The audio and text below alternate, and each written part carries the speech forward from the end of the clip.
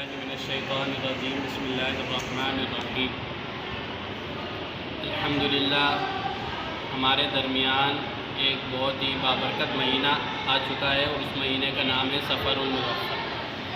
پچھلا مہینہ تھا محرم الحرام کا اور یہ مہینہ ہے سفر المظفر کا۔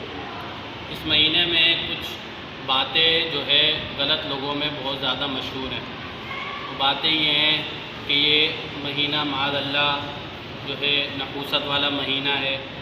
اس مہینے میں بہت سی چیزیں لوگ سمجھتے ہیں کہ ہمیں یہ چیزیں نہیں کرنی چاہیے۔ مثال کے طور پر کچھ لوگ سمجھتے ہیں کہ یہ مہینہ جو ہے نحوست والا ہے، اس مہینے میں جو ہے آفات بلایات یہ چیزیں اترتی ہیں، تو اس مہینے میں نہ تو شادی کرنا چاہیے، نہ بڑے کاروبار کرنا چاہیے، نہ سفر کرنا چاہیے، اور دیگر بدشگونی والے جو کام ہیں کہ اس مہینے میں ہمیں نہیں کرنے چاہیے، وہ اس طریقے کا سمجھتے ہیں۔ اور یہ سمجھنے کے بعد ایک جو ہے نیاز کرائی جاتی ہے اس مہینے میں۔ مثلا جو ہے چنوں پر چنے ابال کر اس کی نیاز پکاتے ہیں اور سورہ مزمل پڑھوا کر، باقاعدہ اس مہینے میں دیکھا بھی ہوگا کہ گھر گھر سورہ مزمل ہو رہی ہوتی ہے، گھر گھر سورہ مزمل ہو رہی ہوتی ہے، اور جو ہے چنوں پر جو ہے وہ فاتحہ دلائی جاتی ہے، نیاز کرائی جاتی ہے۔ پر عقیدہ کیا رکھا ہوتا ہے کہ معاذ اللہ اس مہینے میں جو ہے نحوست ہوگی، اس مہینے میں نحوست ہوگی، اور ہمارے اس نیاز کرنے سے وہ معاذ اللہ نحوست ٹلے گی۔ یا یہ بھی ایک گمان ہوتا ہے کہ جو گھر کے مرد حضرات ہیں، مثال کے طور پر کوئی جاب کرتا ہے، کوئی کاروبار کرتا ہے، تو جو گھر کے مرد جو کمائی کرتے ہیں، جو ذریعہ معاش ہے ان کا مرد کا، جتنے بھی گھر میں مرد حضرات ہیں یا اور دیگر جو ہے گھر میں جو کمائی کے ذریعے ہیں، معاذ اللہ اگر یہ فاتحہ نہیں کرائی جائے، یہ سورہ مزمل نہیں پڑھائی جائے، تو معاذ اللہ یہ لوگوں کے ذہنوں میں غلط کنسیپٹ ہے کہ اگر یہ نہ کرائی جائے، فاتحہ یہ نیاز نہیں کرائی جائے، تو کاروبار میں نقصان ہو سکتا ہے، گھر کے جو مرد حضرات کما رہے ہیں اس میں تنگی آ سکتی ہے، کسی کا کام چھوٹ سکتا ہے۔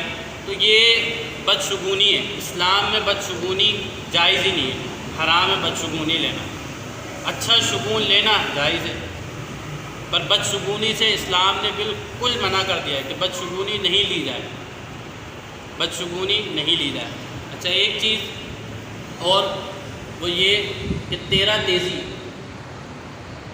ایک اس کی شرعی حیثیت کیا ہے؟ یہ کہ لفظ ہے تیرہ تیزی، مطلب اس کی شرعی حقیقت کیا ہے، شرعی حیثیت کیا ہے؟ اس کا مطلب یہ ہے کہ ماہ سفر المظفر کے شروع کے 13 دن اس کو یہ کہتے ہیں، اور اس کے دنوں میں جو 1 تاریخ سے لے کر 13 تاریخ کے اس درمیان جو ہے، یہ جو ابھی میں نے نیاز کا بتایا، اس درمیان جو ہے یہ نیاز کراتے ہیں۔ اور دوسرا یہ نحوست بھی مانتے ہیں کہ جو سفر المظفر کا آخری مہینہ ہے، سفر المظفر کا آخری بدھ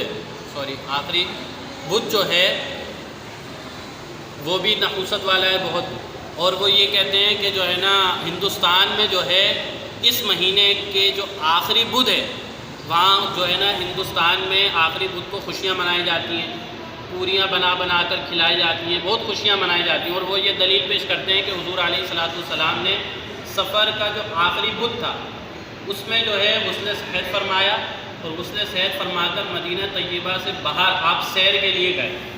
حالانکہ یہ واقعہ کوئی حقیقت پر مبنی نہیں ہے، ایسا نہیں تھا، بلکہ ان دنوں حضور علیہ السلام علیل تھے، آپ بیمار تھے، غسل صحت آپ نے نہیں فرمایا تھا، یہ واقعہ بھی جھوٹ ہے۔